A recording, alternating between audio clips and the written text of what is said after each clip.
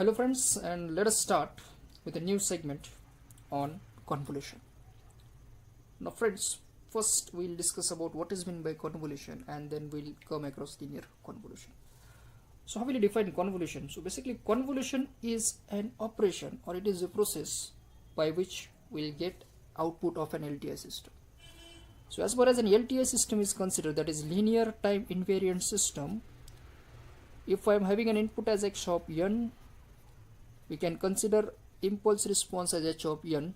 So if I perform convolution on these two sequences, we will get an output term as y of n, that is known as output of Lti system.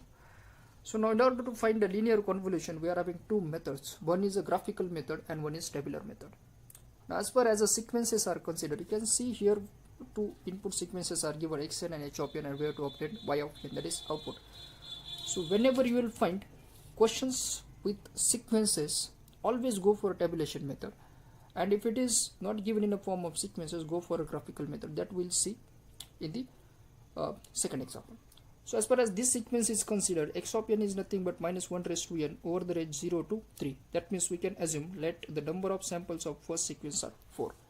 Similarly, for second sequence also, they have given us a condition h of n is having amplitude 2 between 0 to 1. That means for first two sample amplitude 2, and for next two sample amplitude is minus 2. So we can consider number of samples of second sequence are going to be 4. Now to perform linear convolution, first step we should determine is number of samples of output sequence, which is given by the formula L plus M minus 1, where L is number of samples of the first sequence, M indicates number of samples of second sequence.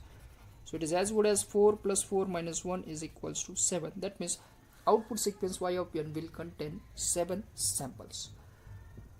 Now let us see how to find it using tabular method. So as far as the name is indicated as tabular, so we'll form a table with some rows and columns. So either you can write x of n in the row, or you can say that in the column or in the row, one at the same. Before that, we'll determine x of n. Now we are having total 4 samples starting with 0 to 3. So if I consider the first value 0, minus 1 raised to 0 becomes plus 1. Next value 1, that is here is 1, so minus 1 raised to 1 will be minus 1. Next value of n will be 2, minus 1 square will be plus 1, and if it is 3, minus 1 cube becomes minus 1. So we'll get x of n as 1 minus 1 1 minus 1. Similarly, hn is for first two samples the amplitude is plus 2, and for next two sample amplitude is minus 2. So we got x of n as well as h of n. So here I am writing x of n's value. They are nothing but 1, minus 1, 1 and minus 1. And in the row we'll write h of n, that is 2, 2, minus 2 and minus 2. Now the process is quite simple. Multiply every element from column to the row simultaneously. So 1 into 2 will be 2. This is 2, minus 2 and minus 2. In next step, multiply minus 1 with these terms. We will get minus 2, minus 2, plus 2, plus 2. Similarly here 2, 2, minus 2, minus 2. And in this case we will get this term minus 2, minus 2, 2, and this is 2. Now try to form groups starting with a single digit. So here you can see this is our first group with single element.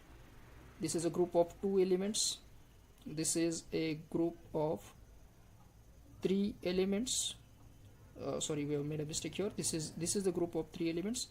Then this is a group of 4 elements. This is again 3 elements. This is 2 elements, and finally we got 1 element. So we have started with 1 element and ending with 1 element. Now add number of elements from every group. Now for the first group we have a single element, so we'll get it is as 2. Now next group we have 2 minus 2, so addition of this results 0. In next case minus 2 minus 2, 2. This 2 minus 2 will get cancelled and we are left with minus 2. In fourth group we have the term as minus 2, 2, 2, minus 2. That means all these terms will get cancelled. We are left with 0. Next group 2 minus 2, 2. Again this addition will result 0 plus minus 2 as minus 2. Here minus 2 plus 2 will be 0 and final element is 2. So we got this term as 2. So you can see this is our output sequence as y of n. Here we'll place the comma so that they become the samples. So if I count the number of samples, this is 1, 2, 3, 4, 5, 6 and 7, and here by the formula also we got 7 samples. So by this method you can find linear convolution of two sequences if the sequences are available with each other or they are being simply given. Now we'll see another example how to find linear convolution by the graphical method or simply by putting those formulas. So let us see that question. The question is here impulse response of an Lti system is given. H of n is equals to a raised to n into u of n, and input is given as x of n is equal to u of n. That is nothing but unit step input is given. And this example here the impulse response is like h of n and x of n is equals to u of n, and they are asked to determine output. Now first step, I am writing it here. Output of Lti system y of n will have a convolution sum formula as k minus 2 plus infinity x of k into h of n minus k. This is the output of Lti system, and it is known as convolution sum because we are summing it from minus 2 plus infinity. Now here we'll write x of k,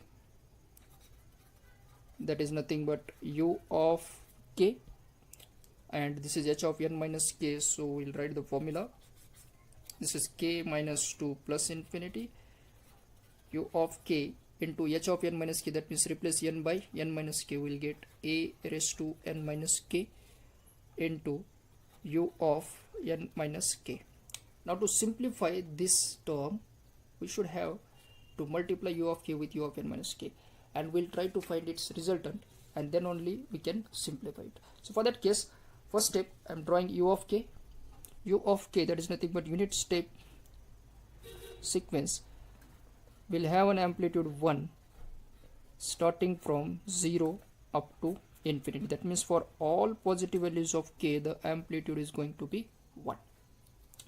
Now here you can see the second sequence is u of n minus k. To generate this, first we'll determine u of minus k, or we'll sketch u of minus k.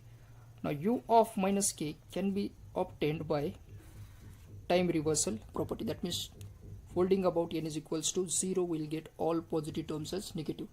Remember, amplitude will be same. That means 0's amplitude is 1, plus 1 becomes minus 1, amplitude is same, plus 2 becomes minus 2, amplitude is same, and it will be up to minus k. That means we can say it up to minus infinity also. Now it is shifted by n unit, that is positive n unit, that means it is going to be added with u of minus k. Now for addition always start with 0, so 0 plus n will be n. Now it depends upon whether n is positive or negative. So in first case, if we assume n is positive, it will shift to the right side by n unit. That means this is n1, so on. Maybe next value we can get 0 as 1, next values as minus 1, minus 2, it is going to be same. This is the case if n is greater than 0, that means all positive values are there. Now in second case, it may be possible that n is less than 0. N less than 0 means all negative values of n. So if it is negative, 0 minus negative will be negative. That means it will shift by that much delay to the left side. So this is 0 minus n, that means we can get this is from minus n up to minus k. There will be the values. Now we'll try to multiply these two terms, u of k with u of n minus k. See this, u of k will have amplitude 1 for all positive values of k. That means if I multiply these two terms, u of k with n less than 0, definitely the resultant is going to be 0 because it doesn't have any amplitude, or the amplitude is 0 for n less than 0. That means the first case is simple. If n is less than 0, resultant is 0. Now when I come across n greater than 0, you can see n greater than 0, it has an amplitude 1 from 0 to n. N can have any values. and if you see u of k, it is having a constant value of n for all positive values of k. So if I multiply these two terms, to the negative side the amplitude is 0, and to this negative side the amplitude is 1. 0 into 1 will be 0. That means for all negative values the amplitude is 0. Now remaining terms, starting from 0 to k, and here 0 to n the amplitude is 1. That means in between 0 to n, 1 into 1 will be 1. So from that we can say that this result, that is u of k into u of n minus k, its amplitude is 1 between the range k greater than 0 and less than n. Between this range only the amplitude is 1, because from n onwards here it is not defined anything. That means amplitude is 0, and 1 into 0 will be 0. Similarly, amplitude 0 for other values. So you can write the amplitude is 0 otherwise. I hope you got this term. Now based on that we'll make the change. Now our summation will be k0 to n. In that range this will be 1 into a raised to n minus k. Now the summation is with respect to k, so we'll split this term from 0 to n. A raised to n I am taking to the outside. Remaining term is a raised to minus k. Basis same, power will be added. Now we'll apply the formula 0 to n a raised to minus k's, and we'll simplify this.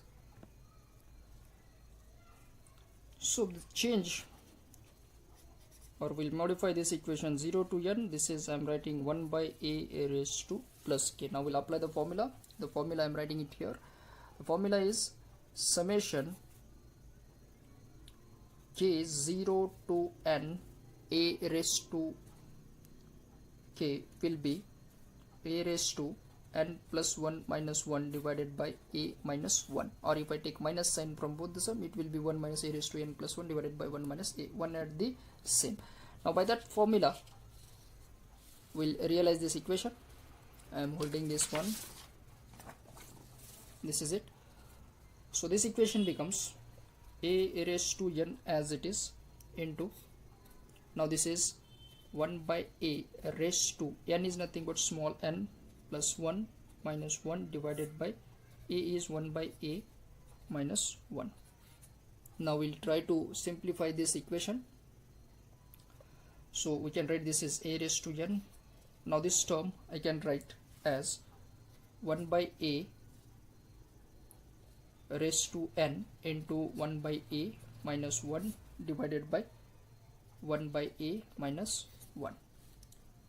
So if I just multiply these terms, so this becomes a raised to n into 1 by a raised to n into 1 by a minus this term a raised to n upon 1 by a minus 1. So this a raised to n will get cancelled. Now we are left with 1 by a minus a raised to n upon 1 by a minus 1. So this will get cancelled. The base is same, that means we can write this term as 1 minus a raised to n plus 1 upon 1 minus a. So this is our output sequence as y of n, or if I take minus sign from both the terms, we'll get a raised to n plus 1 minus 1 upon a minus 1, and this is its solution. So by the formula also we can find it, or by the, if the sequence is available that we have seen, we can find by tabular methods also. Thank you.